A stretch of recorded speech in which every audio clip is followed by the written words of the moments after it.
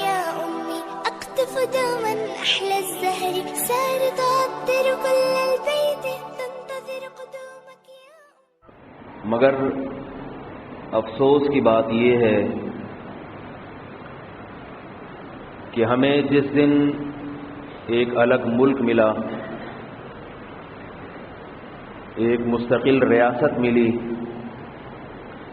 اس کے پیچھے کتنی قربانیاں تھیں، کن لوگوں نے قربانیاں دیں، قربانیاں دینے والوں کا مقصد کیا تھا، یہ تمام چیزیں تاریخ سے اوجھل ہوتی چلی جا رہی ہیں. انہیں وضاحت کے ساتھ نہ ہمارے اسکولوں کے نصاب میں پڑھایا جاتا ہے، نہ یونیورسٹیوں کے نصاب میں پڑھایا جاتا ہے. بس ایک مبہم سی بات کی جاتی ہے، 14 اگست آزادی کا دن ہے. کس سے آزادی ملی تھی؟ انگریزوں سے ملی تھی. مقصد کیا تھا؟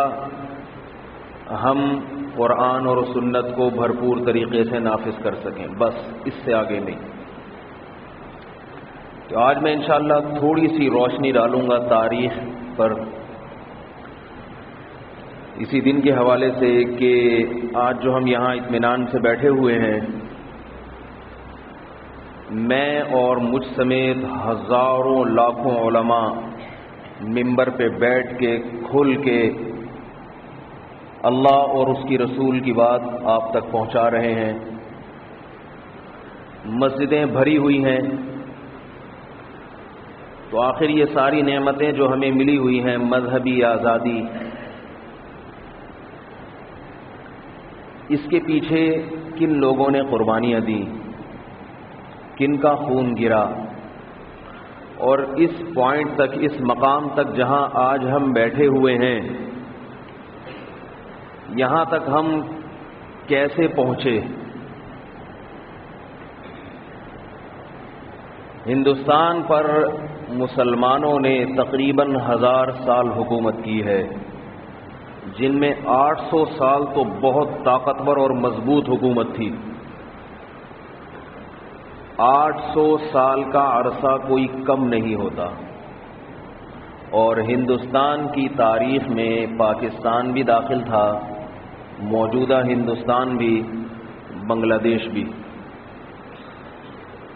بہت بڑی ریاست جسے بر صغیر بھی کہا جاتا ہے. اور سونے کی چڑیا انگریز اسے کہا کرتا تھا، سونے کی چڑیا. ہمارے لیے خوش قسمتی کی بات یہ ہے کہ اس بر صغیر میں اسلام کا دروازہ کھٹکھٹایا محمد ابن قاسم نے، اور جس صوبے میں ہم رہتے ہیں سندھ، یہیں سے وہ دروازہ کھٹکھٹا کے ہندوستان میں داخل ہوا ہے. اس سے پہلے ہندوستان میں بتوں کی عبادت ہوا کرتی تھی. شوہر کے مر جانے پر عورت کو اس کے ساتھ زندہ جلا دیا جاتا تھا. طہارت کا نظام نہیں تھا. ذات پات کی تقسیم، کوئی نیچ ذات میں پیدا ہو گیا، وہ کتنا ہی اچھا ہو مگر وہ نیچ کا نیچ ہی رہے گا. بات آ رہی ہے سمجھ میں؟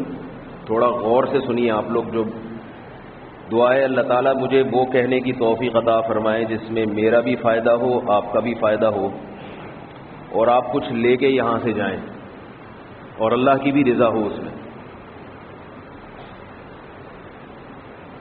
تو انگریز ہندوستان میں محمد ابن قاسم نے حملہ کیا.